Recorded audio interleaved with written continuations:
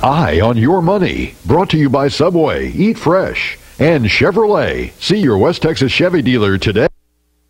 Thank you, Greg. Mickey Cargile from Western National Bank joins us every Monday to discuss financial topics that affect you and your family. Good morning, Mickey. Thanks so much for being with us today. All right, can you believe it? I mean, 2010, we're almost saying goodbye to it. And with all the debate about taxes this week, is there any tax planning that we need to do before the end of the year? Well, there certainly is. And since the end of the year is coming up, you know, the reason we have deadlines is so we know how long we can put something off. Right. Well, it's almost here.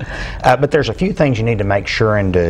And some of them involve investments. So one of them is that the tax law gives us the opportunity to offset gains in capital assets with losses in others.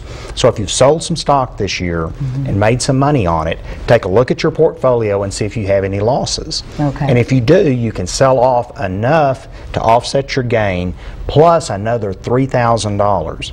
So that could save you up to $1,050 if you're in the top tax bracket. So make sure and take advantage of that. That's a very important part of investing, to take advantage of that. There are a few other things that I have for you. If you're making a gift to charity at year end, it's a good idea to gift appreciated assets. So if you have some stock that's gone up in value, it's better to give that stock rather than give cash. The reason being, the charity can sell the stock and not have to pay any tax on the gain. So you're basically being able to take a tax-free gain and then take a deduction for charity. So that will save you some money on taxes as well and benefit the charity. Great. The next thing we need to do is make sure that we max out our retirement plans. Now, if you're working for an employer that has a 401k, that means getting with your employer and making sure that you have contributed the full amount to at least get the match from the company and hopefully to put in the maximum that the law allows. If you don't have a 401k plan, then make sure that you max out that Roth IRA before the end of the year. If you don't have either one of those, make sure you now get one for next year. And get one. That's right. There you go. That's right. Number 4. Yeah, and on number 4, if you're 70 and a half, you need to make sure, if you have a retirement plan, that you take that required minimum distribution. The reason for that, if you don't take the distribution, the tax is 50% of the amount that you don't take. So make sure you've made the right calculation and you've made the withdrawal this year.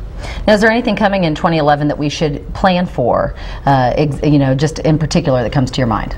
Right. Well, it's the time of year for it to make your New Year's resolutions. So along with losing that 10 pounds, make sure that you take a look at your financial situation, set your goals and set your savings goals. So it's a good time again to look at your 401k and make sure you're putting the amount of money in it starting early in the year to make your full contribution. Always a good time to kind of reassess where you're at financially. First of the year is an excellent time to do that. All right, thank you so much, Mickey. We appreciate you being with us, and we'll see you next Monday. Thank you. Our News of the Strange segment is coming up next, but first we're going to check in with Brian Wilkerson for sports. Brian?